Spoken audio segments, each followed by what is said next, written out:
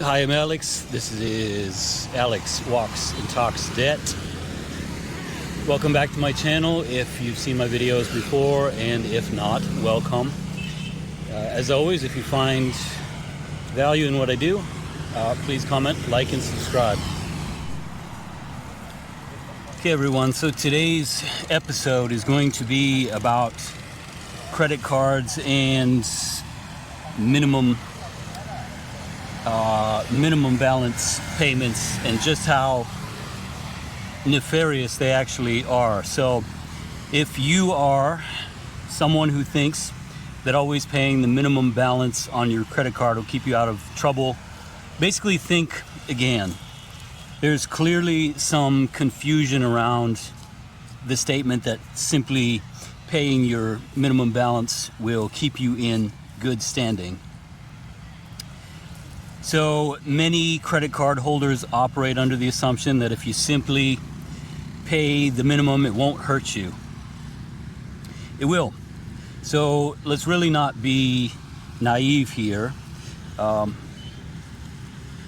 Lenders are really all too happy to receive your monthly minimum balance payment each month. Yes, credit card issuers will consider your account to be in good standing if you pay the minimum balance on your credit card, but all that means is that you, the consumer, avoid late fees and penalty APRs. It doesn't mean you're not going to pay more money. So let's use a real-world example to understand why the idea of good standing is such a harmful misnomer when it comes to minimum balance credit card payments. If you want to take it a step further, it's not unfair to claim that the banks use the term good standing in poor faith. So let's imagine I have a $1,000 credit card bill with a minimum monthly payment of $100. It's probably going to be much closer to $20 in all truth, but let's use $100 for the sake of easy math. So since I will remain in good standing, I might believe, and you might believe, and everybody else reading this might believe that everything is fine by paying that $100 when the bill is due. That means I didn't pay the remaining $900, and that remaining $900 accumulates interest. And anybody who's ever kind of read their credit card terms knows that the APR on those cards can be as high as 30. That's not uncommon, 30% annually. So that interest compounds, and then the payment gets bigger and bigger and longer. Basically, the longer the balance remains, right? So that's the danger, really, of paying the minimum balance.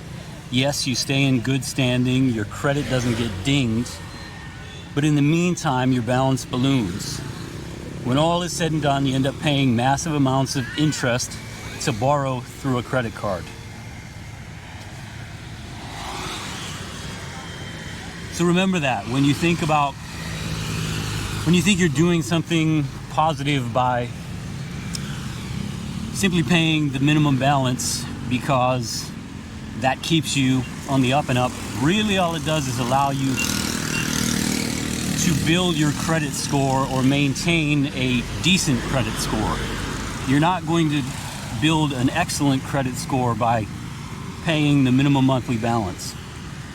And the really nefarious part of it all is that whatever you don't pay is going to accumulate interest, and the longer that probably is going to end up taking, in all actuality, a year or more to pay off. That's simply what the data states. So I was mentioning the idea of good faith before, and the idea that paying the minimum balance is, in my opinion, sort of a nefarious trick by credit card companies.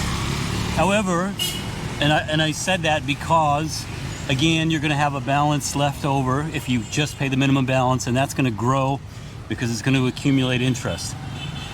But there is in the Credit Card Act of 2009, it does require credit card companies to issue minimum payment warnings in their correspondence. However, consumers don't necessarily read all of the terms and things of that nature, like term sheets and all of those things that are down in fine print. And so you really have to be on these things in order to truly understand it, because it's very clear that a lot of people do not understand it. There are actually some credit card issuers that actually include calculators in their term sheets. Those are there to help you truly understand what the damage is when you just pay the minimum balance, and it'll tell you in plain terms, you know, you're going to pay X dollars in the end if you keep paying at this rate.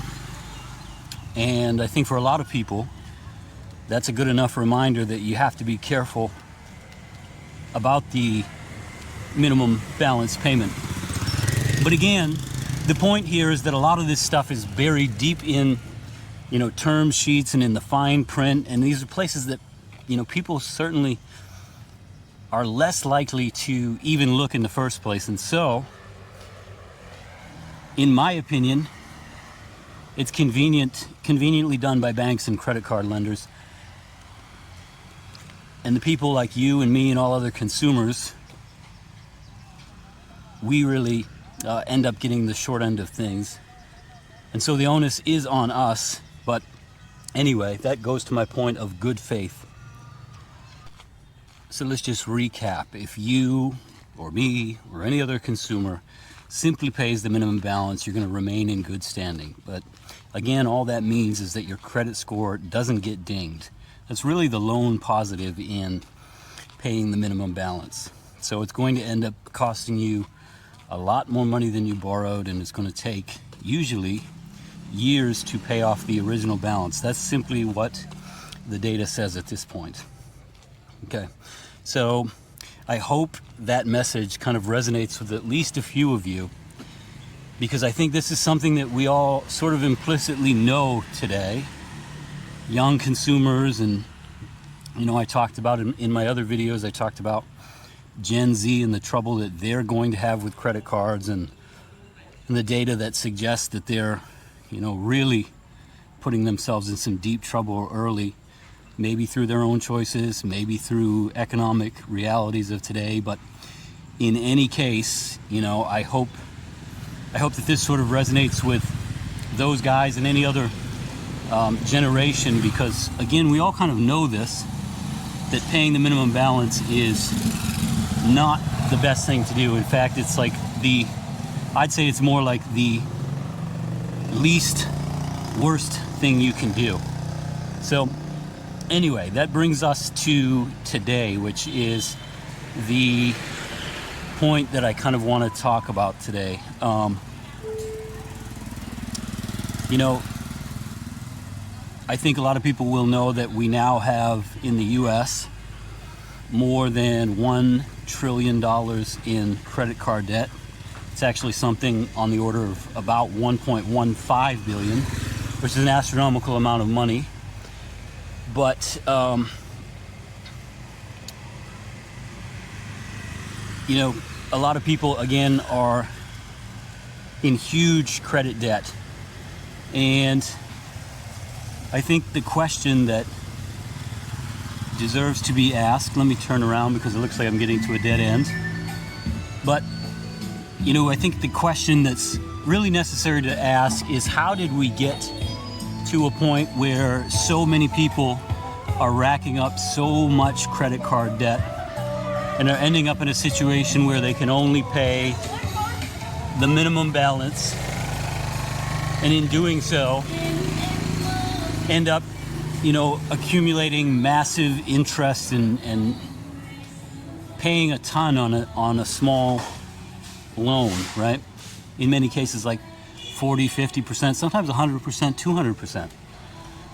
So this probably won't surprise you. So back in the 80s, in the 1980s, banks figured out that to make people use their cards more and more often, you simply need to lower the monthly payment.